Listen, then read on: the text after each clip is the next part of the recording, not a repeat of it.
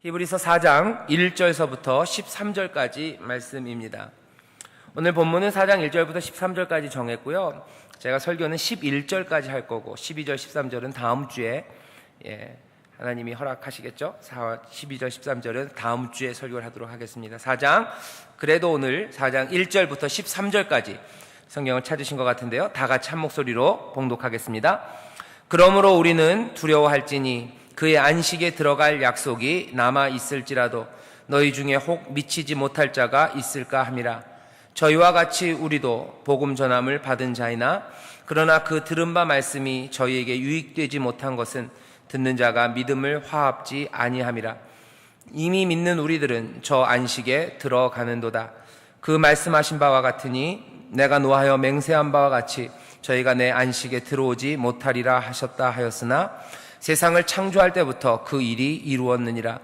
제7일에 관하여는 어디 이렇게 일렀으되 하나님은 제7일에 그의 모든 일을 쉬셨다 하였으며 또 다시 거기 저희가 내 안식에 들어오지 못하리라 하였으니 그러면 거기 들어갈 자들이 남아있거니와 복음 전함을 먼저 받은 자들은 순종치 아니함을 인하여 들어가지 못하였으므로 오랜 후에 다윗의 글에 다시 어느 날을 정하여 오늘날이라고 미리 이같이 일렀으되 오늘날 너희가 그의 음성을 듣거든 너희 마음을 강팍해 말라 하였나니 만일 여호수아가 저희에게 안식을 주었다면 그 후에 다른 날을 말씀하지 아니하셨으리라. 그런즉 안식할 때가 하나님의 백성에게 남아 있도다. 이미 그의 안식에 들어간 자는 하나님이 자기 일을 쉬심과 같이 자기 일을 쉬느니라. 그러므로 우리가 저 안식에 들어가기를 힘쓸지니 이는 누구든지 저 순종치 아니하는 본에 빠지지 않게 하려 함이라.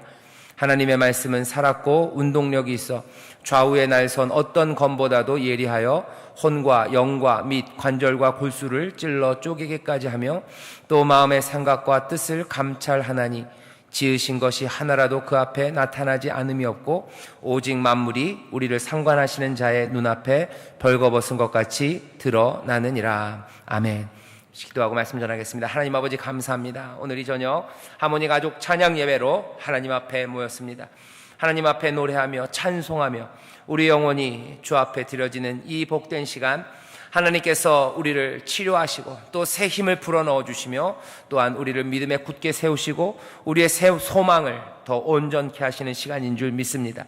하나님, 어떤 기대로 왔던지 간에 그 기대를 넘어 채우시는 하나님의 그 풍성함을 누리게 하시고 마음이 상한 자들 하나님의 치료하심을 맛보게 하시며 또한 지치고 힘들어 있는 모든 하나님의 사람들에게 다시 한번 하늘의 용기가 그리고 하늘로부터 주어지는 새 힘이 충만하게 임하는 복된 시간 되게 하여 주시옵소서. 이 시간 또한 말씀을 듣고자 합니다. 하나님 말씀 가운데 깨달음이 있게 하시고 다시 한번 우리의 주님이신 예수 그리스도를 바라보게 하시고 하나님이 행하시는 놀라운 일과 하나님의 신실하심을 보게 하시고 우리도 믿음으로 신실하게 충성되이 우리의 맡은 바 약속과 그 복된 소식을 붙잡을 수 있는 하나님의 사람들, 그래서 하나님의 복을 누리는, 하나님의 구원을 온전히 누리는 하나님의 자녀들 되게 하여 주시옵소서. 하나님, 이 시간 성령께서 우리에게 운행하시고 지혜의 영이 우리를 깨닫게 하실 줄 믿사오니 주여, 이전에 잘못 생각했던 것들이 다시 한번 진리 앞에 비춰지게 하시며 아버지 하나님, 전에 아버지의 희미하게 붙잡았던 것들이 다시 한번 더 분명하게 붙잡아지는 복된 시간 되게 하여 주시옵소서. 감사드리며 예수님 이름으로 축복하며 기도하옵나이다. 아멘. 오늘 히브리서 4장 1절부터 13절까지 말씀을 우리가 본문으로 읽었습니다. 말씀의 제목은 하나님의 안식을 얻을 수 있다입니다. 하나님의 안식을 얻을 수 있어요. 우리가 하나님의 안식을 얻을 수 있습니다.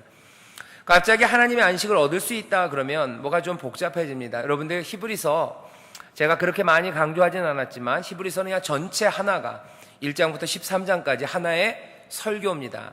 조금 긴 설교죠. 아마 이 얘기를 그대로 읽으면서 이렇게 이해할 수 있도록 읽고 이걸 외워서 쭉 설교를 한다면 제 생각에는 한 1시간 정도 조금 더 걸릴 것 같아요. 그 정도, 한 1시간, 한 20분쯤 되는 설교, 그 정도입니다. 그러니까 끊어서 읽는다는 게 그렇게 사실은 유리한 건 아니에요.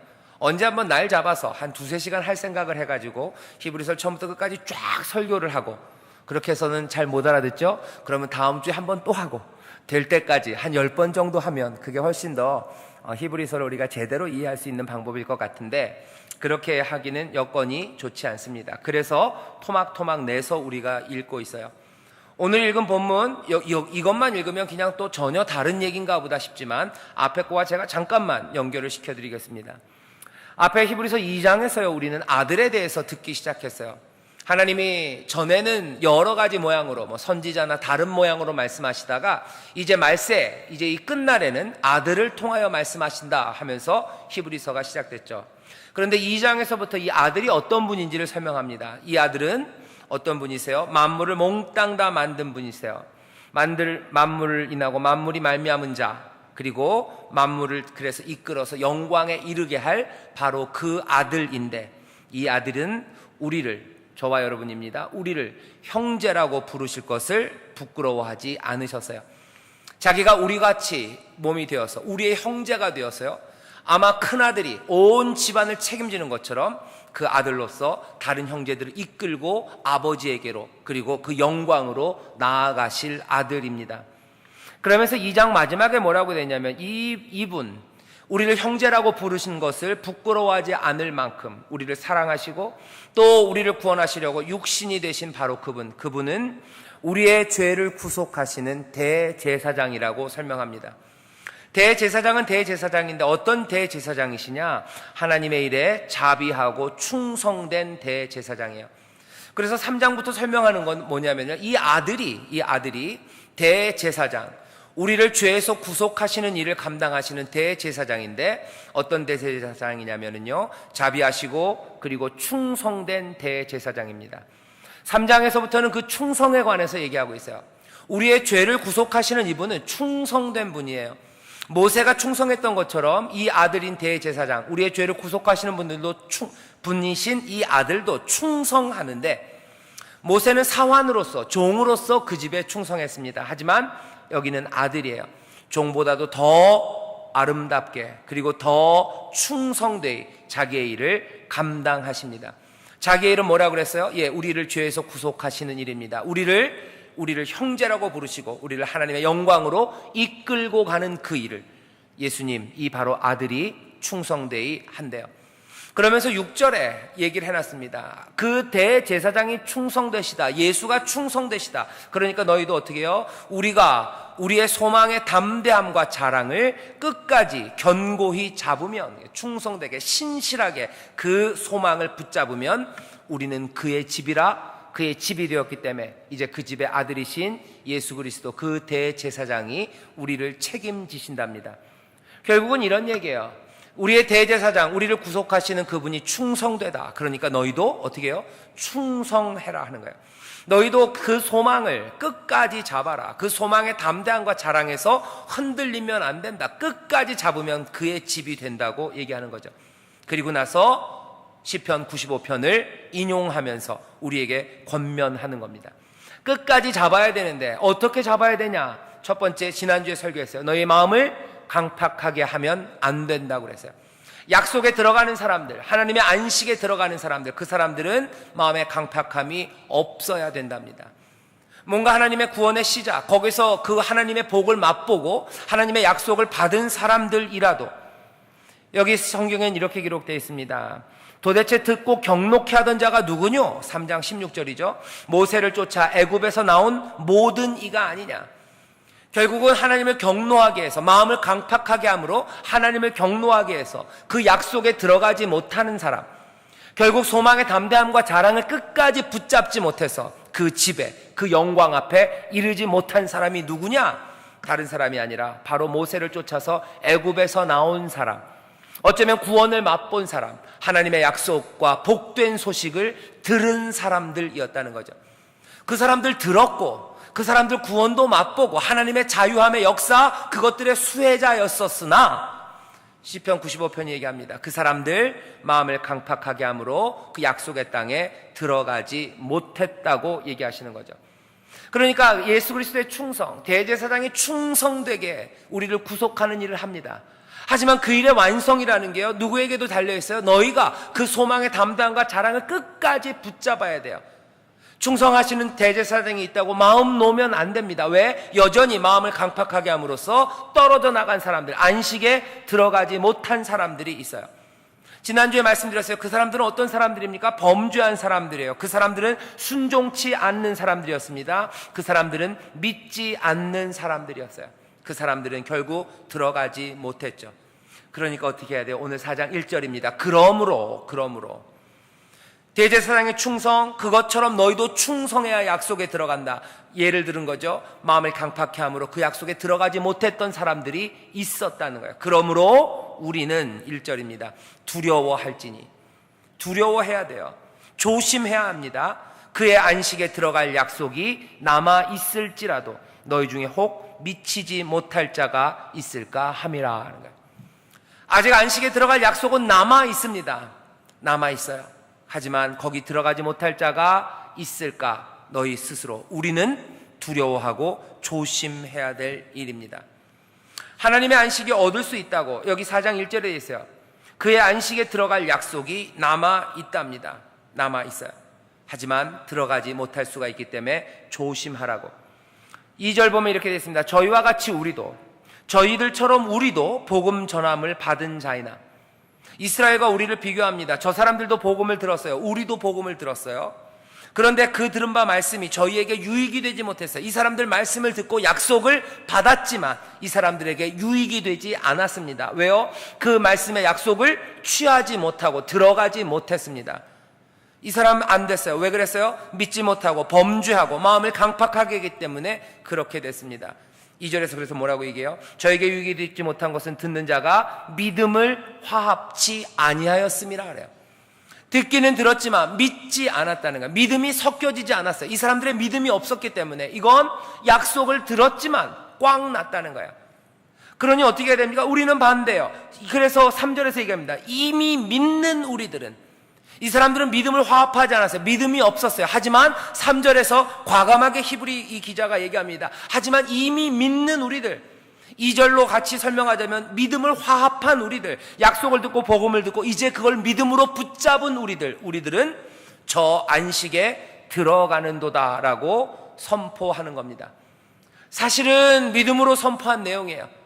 하지만 여전히 조심하는 겁니다. 왜요? 미치지 못할 자들이 있기 때문에 그래요. 지난주에 설명한 것처럼 여전히 마음을 강팍하게 하는 사람들이 있고 여전히 두려워하지 않는 사람들이 있어요. 조심하지 않는 사람들이 있어요. 어떤 방식으로? 우리는 복음을 들었기 때문에, 약속이 우리에게 주어졌기 때문에 이건 몽땅 다 이루어진다고 믿는 사람들이에요. 예를 들은 겁니다. 히브리서. 아니, 그거 아니었다는 거죠. 그 사람들도 복음을 들었고 그 사람들도 약속을 들었으나 그 사람들에게 이 약속이 유익이 되지 못한 것은 이 사람들의 믿음이 화합지 아니하였기 때문이다. 어떻게 하라고요? 그러니까 두려워하고 조심해라. 이미 믿는 우리가 믿는다면, 어쩌면 조건절로 하면 그렇게 됩니다. 믿는다면 안식에 들어갈 거예요. 하지만 여기 히브리서 기자는 믿음으로 선포하죠. 이미 믿는 우리는, 신뢰하면서 얘기하는 겁니다. 듣는 사람들을 존중해 주는 거예요. 듣는 사람들을 높여주고 있어요. 믿으시는 여러분들은 우리는 안식에 들어갑니다 라고 지금 이야기하고 있죠. 오늘 보면 4장 1절부터 11절까지는 사실은 두 가지에 대해서 대답하려고 애를 쓰고 있는 논증입니다. 어떤 거냐면 두 가지 대답하려고 하는 것 중에 첫 번째는 이거예요. 이스라엘에게는 약속한 게 도대체 땅이었는데 그 땅을 약속한 그 약속이 우리랑 무슨 상관이 있냐는 거죠.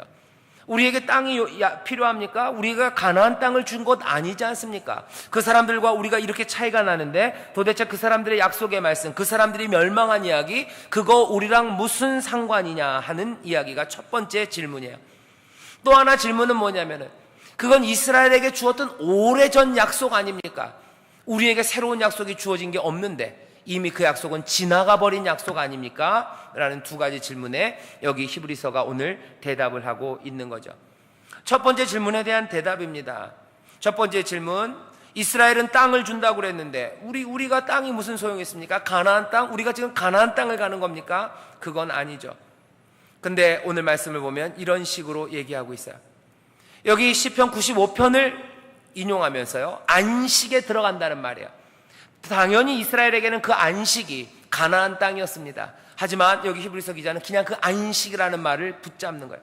하나님이 안식에 들어간다고 하지 않으셨냐? 그리고 이 안식이라는 말은 어디 있는 말이에요? 창세기 2장 2절에 있는 말이에요. 여기 본문에는 그냥 어디 이렇게 일러스되라고 애매하게 얘기해놨지만 우리는 그게 어딘지 압니다. 창세기 2장 2절입니다. 창세기 2장 2절 보면 하나님이 모든 세상을 만드시고 쉬셨다고 돼 있어요. 안식하셨다고 돼 있어요. 여기 히브리서 기자는 그거 붙잡는 거예요. 이스라엘에게 주었던 그 땅이라는 걸 결국 하나님은 뭐라고 부르시는 가 안식이라고 부르세요.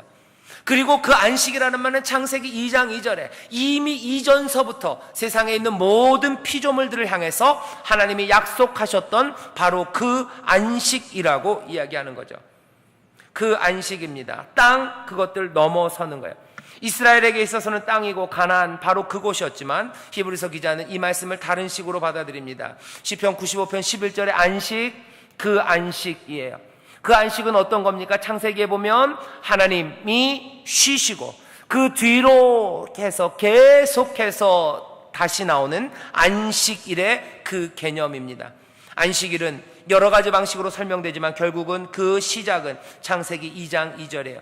하나님이 세상을 만드시고 쉬셨어요. 그리고 그 쉬심, 그 안식에 모든 피조물들, 하나님이 만드신 모든 것들을 그 안식으로 들어오게 하신 겁니다. 언제 들어오게 하셨냐고요? 그냥 들어오게 하셨어요. 왜? 저녁이 되며 아침이 되니 이는 7번째 날이에요. 아침이 되고 이때는 그냥 그냥 안식일이에요. 하나님이 6일 동안 세상 모든 것들을 다 만드셨어요. 6일 동안 만들어진 모든 세상은 그것이 완성된 순간 맞이한 것은 하나님이 쉬시는 그 쉬는 날을 맞이한 겁니다. 하나님도 쉬시고 모든 피조세계도 그날 7번째 날에 쉬는 거죠. 성경은 그걸 뭐라고 표현해요? 하나님의 안식에 온 세상이 다 들어와 있는 거예요. 하나님과 함께 안식하는 겁니다. 하나님과 함께 누리는 거예요. 무엇을? 하나님이 만들어 놓으신 것들을, 하나님이 예비하신 것들을, 하나님이 선물로 준비하신 것들을, 하나님이 은혜로 만들어 놓으신 모든 것들을 세상에 있는 모든 피조물이 함께 누리는 것, 안식입니다. 하나님이 우리에게 주시는 복음이라는 것, 히브리서 기자는 그렇게 생각하는 것. 이스라엘에게 땅을 주신다고 하셨지만 그것들을 뭐라고 표현하셨어요? 시편 95편에서 안식이라고 하셨어요. 그 가나안 땅 마찬가지입니다. 하나님이 만들어 놓으신 거예요. 하나님이 만들어 놓으셨고 하나님이 은혜로 펼쳐 놓으신 거고 하나님이 선물로 사랑하는 자들에게 주신 겁니다. 똑같아요. 안식은 늘 그런 식이에요. 하나님이 은혜로 마련해 놓으신 것을 하나님이 사랑하는 자들에게 선물로 내어주시고 거기에 우리의 수고 없이 참여하게 하는 것, 그것 안식이죠. 히브리서 기자가 그 얘기하는 겁니다. 뭐라고 얘기하는 거예요? 세상을 창조할 때부터 그 일이 이루었느니라. 세상을 창조할 때 그때부터 있었던 거예요. 제7일에 관하여는 어디 이렇게 일렀으되 하나님은 제7일에 그의 모든 일을 쉬셨다 하였으며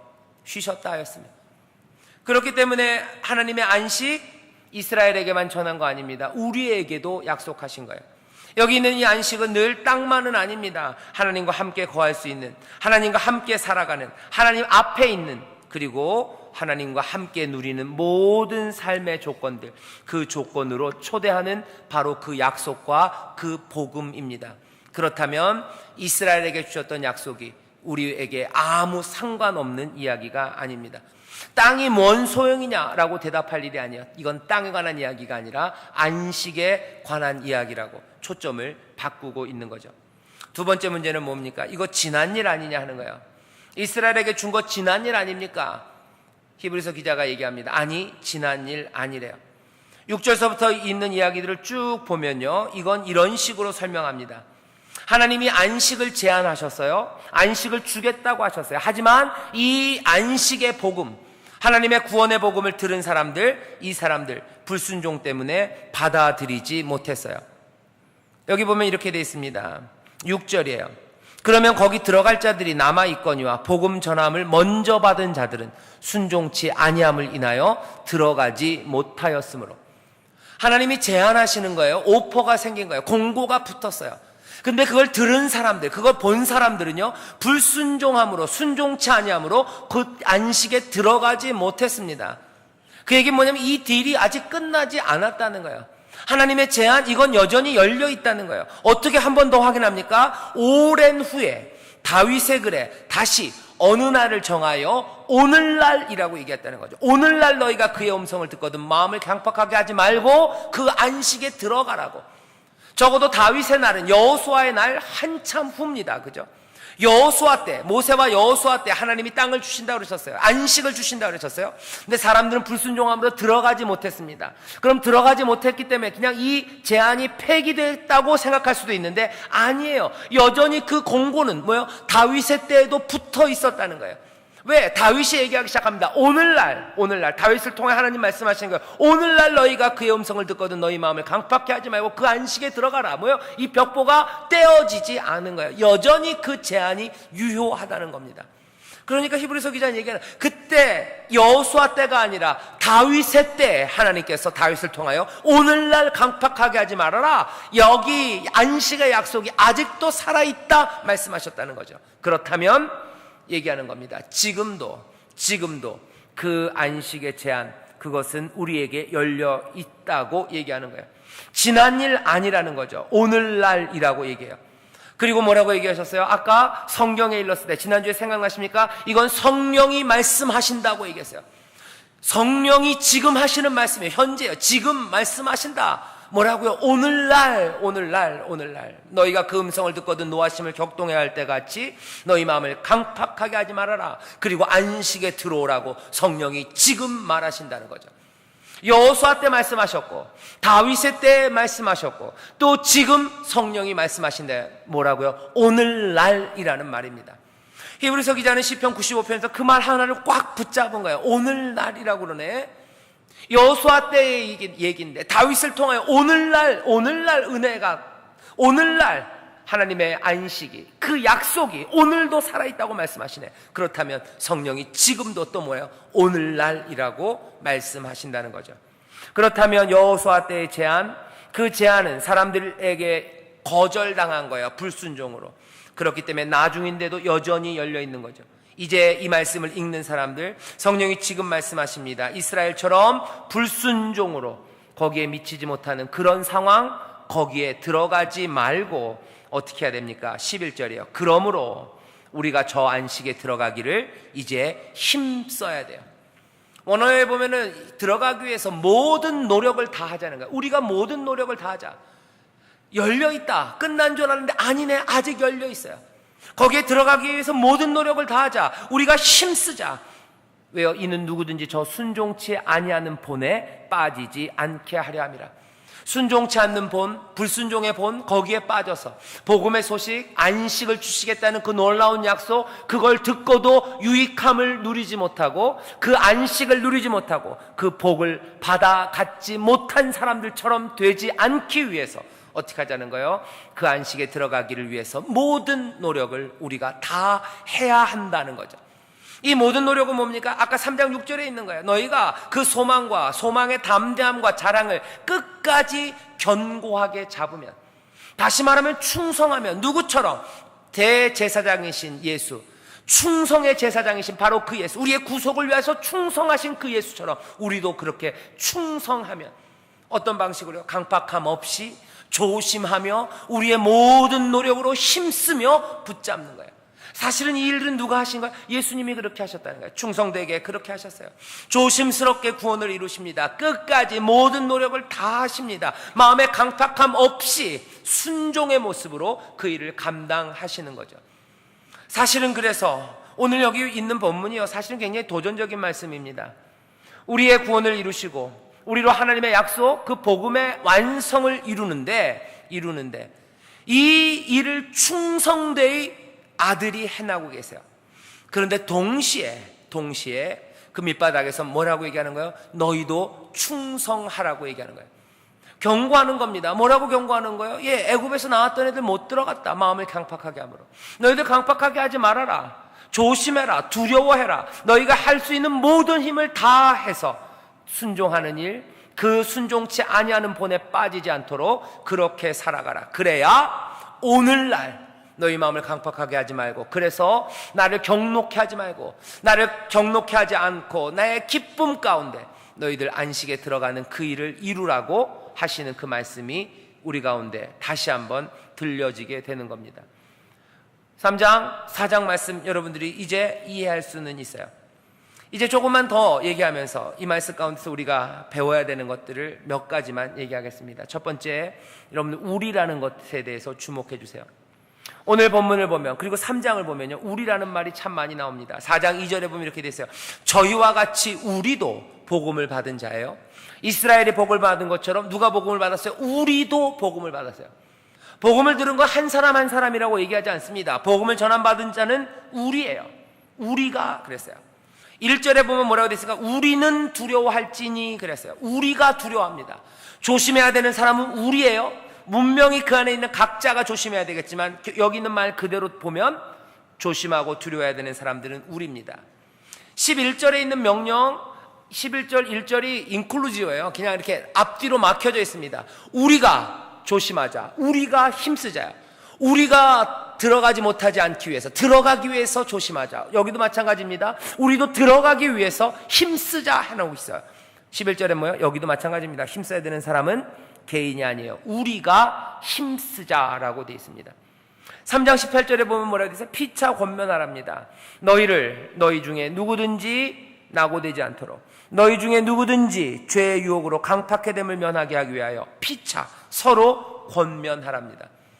3장 4장에 계속 나타나는 건 공동체, 우리예요. 복음을 들은 것도 우리고, 조심해야 되는 것도 우리고, 힘써야 되는 것도 우리고, 권면해야 되는 것도 서로 우리가 권면해야 합니다. 물론 개인에 대해서 관심이 있어요. 개인에 대해서 주목해야 됩니다. 하지만 그 개인에 대한 관심은 누구의 관심이요? 공동체가 개인에 대하여 가져야 되는 관심입니다.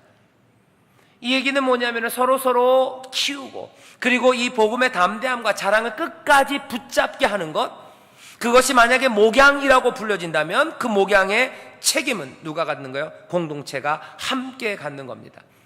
이 얘기는 뭐냐면 여기 모여서 함께 예배한 우리가 여기 있는 한 개인이 소망의 담대함과 자랑을 끝까지 붙잡아서 그 약속의 땅에, 그 안식에 들어가게 할 책임이 있다는 거예요.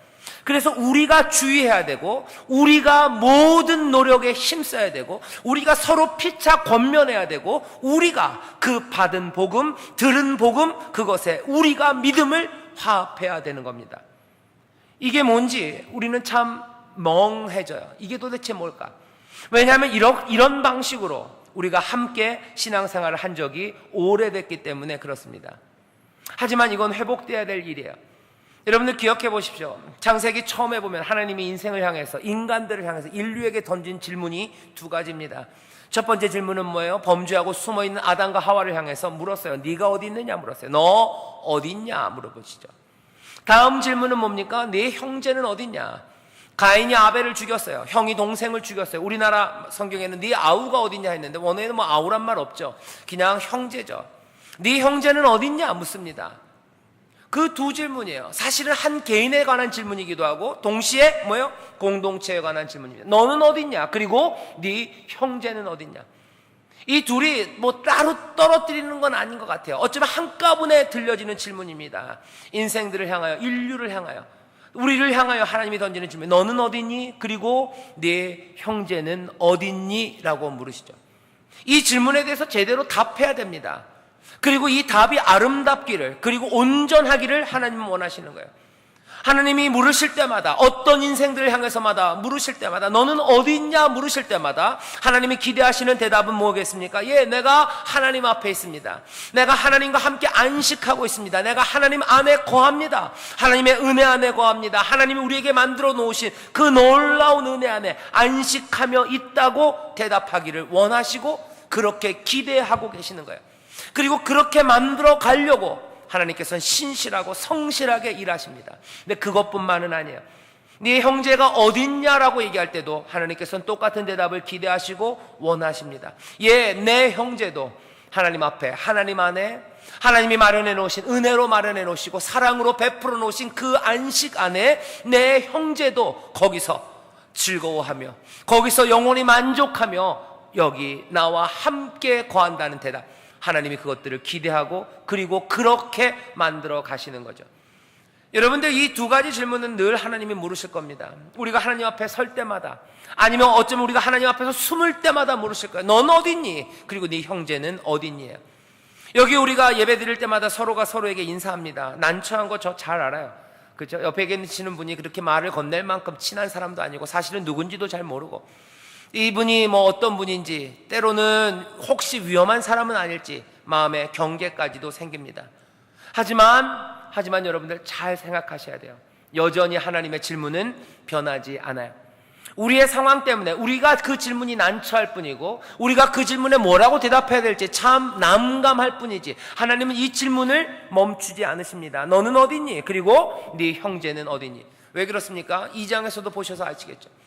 하나님의 아들이 이 땅에 오셔서 우리를 구원하시고 하나님의 영광으로 우리를 돌리실 때 어떻게 돌리셨어요? 우리의 형제가 되셔서 우리를 형제라고 부르는 걸 부끄러워하지 않으시며 죄를 구속하시는 대제사장의 일을 하십니다. 형제가 되어 이끌고 간다고 생각하시는 거예요. 그 형제됨, 이 형제됨이 성경 곳곳에 다 뿌리 깊이 내려져 있습니다. 어디 빈 구석, 어디 저 변두리에 있는 이론이 아니에요. 처음 시작서부터 창세기 처음서부터 나온 거예요. 네 형제는 어딨니? 너는 어딨니? 물으시고 우리를 구속하러 내려오신 이 예수 그리스도도 그 아들도 히브리서에서는 우리의 형제로 오십니다. 형제가 형제를 구원하기 위해 오시는 거예요. 그분의 충성이에요. 그렇다면 우리도 마찬가지입니다. 그 충성이 우리로 충성하게 하는 거예요. 그리고 그 형제에 대한 책임이 뭐예요? 우리도 형제에 대해서 책임지게 하는 거죠. 그게 어떤 식으로 표현되는 겁니까? 조심하고 두려워하는 건 우리가 함께 또 힘쓰고 할 수 있는 모든 방법으로 순종하며 안식에 들어가게 하는 것도 뭐예요? 우리가 피차 권면하는 것도 우리가 복음의 약속을 들은 것도 우리가 형제와 함께 들었습니다. 그렇다면 어떻게 해야 되는 거예요? 이 말씀대로 산다면 우리는 서로가 서로의 삶에 대해서 책임을 져야 돼요. 어렸을 때 뭐 교회 학교에서 부르는 찬송이 있어요. 함께 갑시다 내 아버지 집 내 아버지 집 그러면서 손잡고 막 흔들면서 해요. 참 좋은 찬송이에요. 함께 갑시다 내 아버지 집. 왜? 내 형제니까. 내 형제가 누구냐고 묻지 마세요. 여러분들 이렇게 순진한 눈으로 또말또말 뜨면서 저를 쳐다보면서 내 형제가 누군데요? 묻지 마세요. 내 형제가 누군지 모르시냐고요? 모르신다고요? 안 보인다고요? 하나님 물으시는 거예요. 내 형제는 어디 있느냐 물으시죠. 여러분들 이 물음에 대답하셔야 됩니다. 어디 있습니까? 어디 있긴 어디 있습니까? 내 옆에 있죠. 내 잘 모르는 사람인데요? 아니요. 주께서 형제라고 부르시기를 부끄러워하지 않으셨어요. 예수 그리스도의 피로 한 형제라고 우리를 끌어안으셨어요. 그리고 우리도 서로를 형제라고 부르고 형제의 책임을 지라고 우리에게 말씀하세요. 왜? 주께서 우리를 형제라고 부르시고 말로만이 아니라 정말로 형제로 그 형제의 삶을 책임지고서 아버지께로 그 영광으로 끌고 가시려고 뭐 하셨어요? 피 흘리시고 그거 하시려고 기도하시고 그거 하려고 땀 흘리시고 모욕당하시고 십자가에 돌려서 그 마지막 숨을 내쉬면서까지 그들을 하나님께로 아버지께로 인도하신 바로 그 예수를 우리가 바라보기 때문에 그렇습니다. 우리의 삶은 그렇게 살아가기를 성경이 기대하고 있고요. 하나님이 기대하고 계십니다. 우리라는 게 회복되는 거, 공동체가 회복된다는 거는 이건 정말 어려운 일입니다. 요즘 같은 세상엔 점점 더 어려워집니다. 어쩔 수 없어요. 하나씩 한 걸음씩이에요. 서로에 대한 신뢰예요.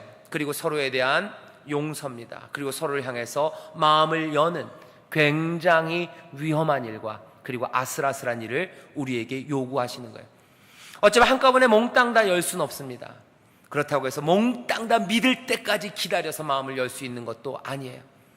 조금은 위험하게 하지만 아슬아슬한 그 일을 믿음으로 여는 거죠. 그러다 상처받기 쉽습니다. 예, 맞아요. 상처받을 겁니다. 그러다 여러분들 마음이 무너지는 일도 생길 겁니다. 예, 맞습니다. 하지만 그 길이 주를 따라가는 길이에요. 그 길이 예수께서 우리 사랑하는 주님이 우리를 품으시고 또 우리를 진리 가운데도 새로운 삶으로 이끄는 방식입니다. 그것 말고는 안 돼요. 용서할 때마다 사람들은 아슬아슬하죠. 그죠? 용서하고 나면 뭐가 바뀔까? 하나님도 그러세요. 하나님도 우리를 용서하실 때마다 어쩌면 아슬아슬하실 겁니다. 용서하신다고 이것들이 바뀔까? 하나님은 하지만 거기에 주저함이 없으시죠. 주님도 마찬가지입니다. 이 사람들 향해서 내가 내 마음을 열면 저 사람들은 내 마음을 받아줄까? 아슬아슬하죠. 믿지 못하죠. 하지만 거기서 주님께서는 머뭇거리지 않으셨어요. 내가 내 생명을 다 내어준다면 저들이 삶이 바뀔까? 의심스럽죠. 괜히 헛수고하는 건 아닐까? 괜히 나만 상처받고 나만 치명적인 타격을 입는 거 아닌가? 회복 불가능한 타격을 입는 거 아닌가? 아슬아슬할 겁니다. 하지만 예수님께서는 거기서 머뭇거리지 않으셨어요. 십자가를 지러 가는 길에 머뭇거리지 않으십니다. 밤새 기도는 하셨어요. 땀방울이 핏방울이 되도록 기도는 하셨습니다. 하지만 머뭇거리지 않으셨어요. 예루살렘으로 가야 되는 그 길에 잠시도 멈추지 않으십니다.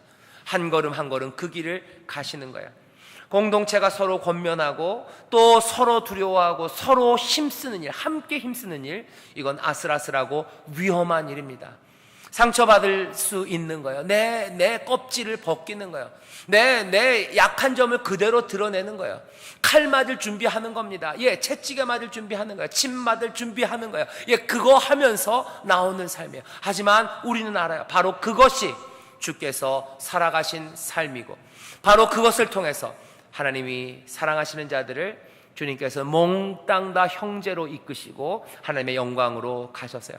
그 일을, 그 구속의 일을 주님께서는 대제사장으로서 충성되이 하셨다는 거죠. 충성되이 하셨어요.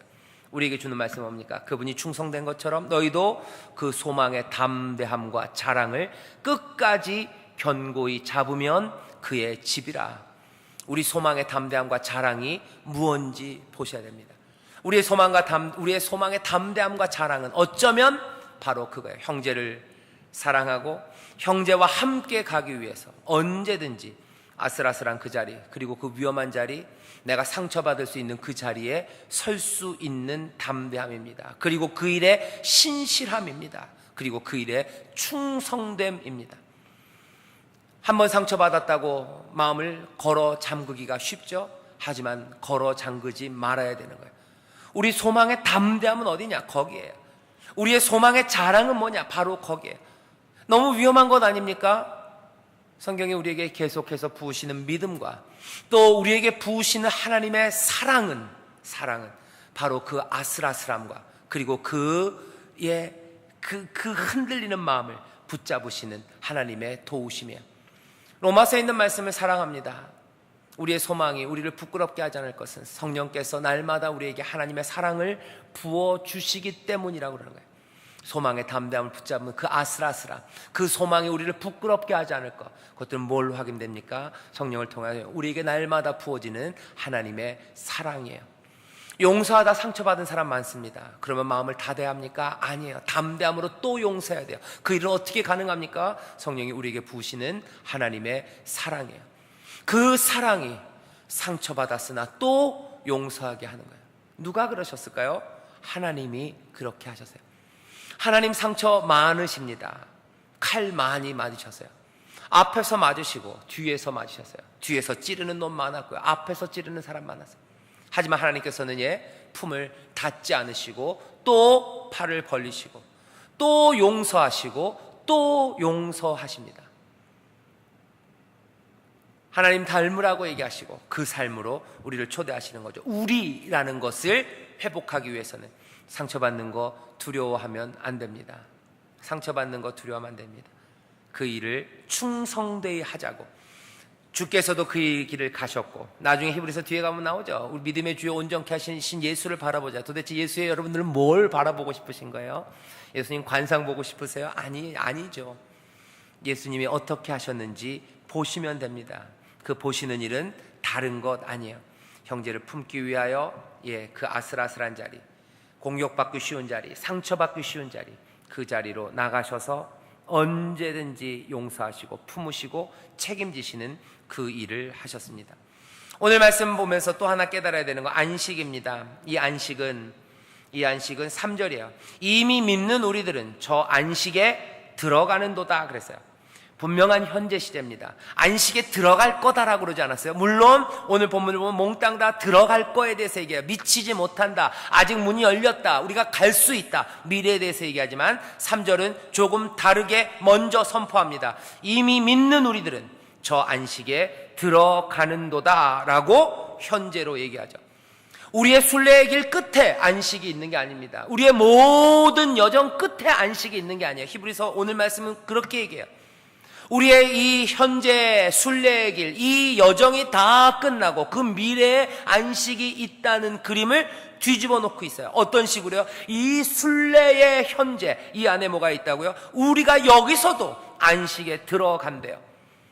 우리가 살아가는 이 삶 가운데 안식이 있습니다. 그리고 우리는 그 안식 가운데서 또 살아가는 겁니다.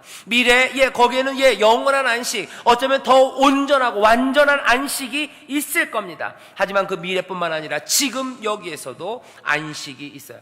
이 안식은 다른 것 아닙니다. 이 안식은 구원이에요. 땅이 안식이 된 것처럼 안식은 이제 구원이 됩니다. 왜 구원입니까? 안식이 하나님과 함께 하는 것이라면 또 그 하나님과 함께 하심은 뭐예요? 우리에게는 구원이죠. 하나님과 함께하는 삶, 안식하는 삶이에요. 우리 가운데 하나님이 함께 하시는 것, 그것 구원입니다. 임마누엘, 하나님이 우리와 함께 하신다. 임마누엘의 다른 이름은 예수입니다. 저가 그 민족을 구원할 자예요. 예수 임마누엘이에요. 하나님이 우리와 함께 하시면 그건 우리의 삶의 구원이에요. 왜? 우리의 삶이 구원이 필요한 삶이기 때문에, 그리고 구원할 자는 오직 하나님이시기 때문에 구원이 필요한 사람들, 그렇게 눌리고 그렇게 갇히고 그렇게 죽어가는 사람에게 하나님 치료자가, 구원자가, 그리고 자유케 하시는 분이 오셨다는 것은 우리의 삶의 구원이라는 의미예요. 구원입니다. 안식은 이제 구원과 동의어가 되는 거예요. 우리의 삶 가운데 구원이 저 끝에만 있냐? 아니에요. 우리가 지금 구원에 들어가요. 이 세상의 저 끝에서 하나님과 함께 하는 것, 맞습니다. 하지만 지금도 우리가 하나님과 함께 하는 것을 믿기 때문에 구원이 저 끝에 있는 게 아니라 지금 이 현재에 있다는 걸 믿고요, 우리의 인생의 이 여정 가운데, 여정의 끝에만 안식이 있는 게 아니라 이 여정에 하나님이 주시는 안식을 누릴 수 있다는 것을 우리가 믿습니다. 오늘 본문에서 우리가 배워야 될 것, 여러분들, 안식이 우리 가운데 있어요. 또 하나, 우리가 함께라는 게 무슨 의미인지, 우리가 함께 두려워하고 우리가 함께 모든 힘을 다하여 안식에 들어가도록 하고, 내가 내 형제를 끌고 그 안식에 들어갈 책임이 나에게 있다는 게 뭔지 여러분들 다시 한번 보셔야 돼요. 그게 예수를 따라가는 삶이에요. 그게 예수 그리스도, 그 충성된 대제사장처럼 우리도 신실하게 충성되게 끝까지 우리의 소망과 담대함, 그리고 우리 소망의 담대함과 자랑을 붙잡는 일입니다. 아들을 통해서 하나님이 말세에 우리에게 주시는 말씀이에요. 히브리서 1장 처음에 그랬어요. 이제 말세, 아들을 통하여 우리에게 주신대요. 아들을 통하여 말씀하신대요. 아들이신 예수 그리스도를 통해서 우리에게 들려지는 말씀이 뭡니까? 오늘 들은 말씀들이 바로 이 말씀들입니다. 어떤 말씀이에요? 하나님의 약속, 그 우리가 들은 그 복된 소식, 거기에 들어가기 위해서 아들이 우리에게 하시는 말씀이에요. 그 삶이 우리에게 보여주신 것들이에요. 어떻게 해요? 조심하고 두려워하고 힘써서 강팍함 없이 충성되게 그 약속을 붙잡고 순종하면서 나아가라는 것을 아들을 통해서 우리에게 말씀하시는 거죠. 거기에 구원이, 거기에 안식이, 거기에 하나님의 복된 약속이 있는 줄 믿습니다. 하나님의 안식 우리가 얻을 수 있어요. 여전히 그 공고는 붙어져 있고, 여전히 지금은 은혜의 때고 구원의 날입니다. 그 구원, 그 은혜를 누리기 위해서, 그 안식과 구원에 들어가기 위해서 우리가 해야 될 일은 뭡니까? 여기 나와 있어요.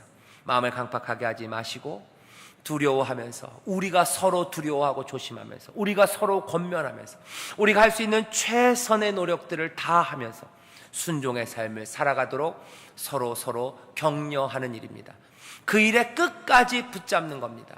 그런 삶이 우리에게 하나님의 놀라운 안식, 그리고 그 약속, 그리고 하나님이 마련해 놓으신 은혜의 삶을 우리로 누리게 하시는 줄 믿습니다. 그 일이 그렇게 되는지 안 되는지 한번 봅시다. 미리 말씀드리는 건, 하나님의 말씀은 사람의 말이 아니에요. 정말로 그렇게 이루어집니다. 히브리서 뒤에 가면 그런 말씀이 있죠. 믿음의 선진들이 있어요. 이미 많은 사람들이 그 길을 걸었어요. 그렇게 충성되게 그 소망 가운데 순종으로 걸어가며 하나님의 약속, 그 안식을 맛보았다고 얘기하고, 우리에겐 더 큰 약속이 있다고 우리의 가슴을 더 부풀게 하고 우리의 소망을 더 견고하게 만들어가기 시작하죠. 히브리서 앞으로의 말씀들은 아마 그 말씀들이 우리에게 다시 한번 전해질 겁니다. 충성된 대제사장, 이젠 긍휼의 대제사장, 그 대제사장이 하신 일들, 그리고 그 만들어 놓은 결과들, 그것들을 확인하면서 우리로 다시 한번 하나님의 은혜를 누리게 하실 줄 믿습니다. 기도하겠습니다. 하나님 아버지, 감사합니다. 하나님이 우리에게 주시는 약속들, 그 안식의 약속들, 구원의 약속들이 우리에게 있는 것을 믿습니다. 하나님, 어리석게도 마음을 강팍하게 함으로 거기에 들어가지 못하는 자들, 불순종함으로 거기에 들어가지 못하는 자들 되지 말게 하시고, 하나님, 다시 한번 우리의 소망의 담대함과 자랑을 굳건히 붙잡고 조심하며 정말로 최선의 노력을 우리가 다 함께하여 모두가 다 그 안식에 들어가는 복된 믿음의 형제 자매들, 또 아름다운 교회가 되게 하여 주시옵소서. 이 몸이 아버지 하나님, 이 그리스도의 아름다운 몸된 이 교회가 모두가 다 함께 형제 자매들이 손에 손을 잡고 아버지 그 안식의 나라, 그 구원의 나라에 이르게 될 줄을 믿사오니 그때까지 성령님 주관하시고 또한 인도하여 주시며 또 우리의 힘이 되어 주시옵소서. 감사드리며 예수님 이름으로 기도하옵나이다. 아멘.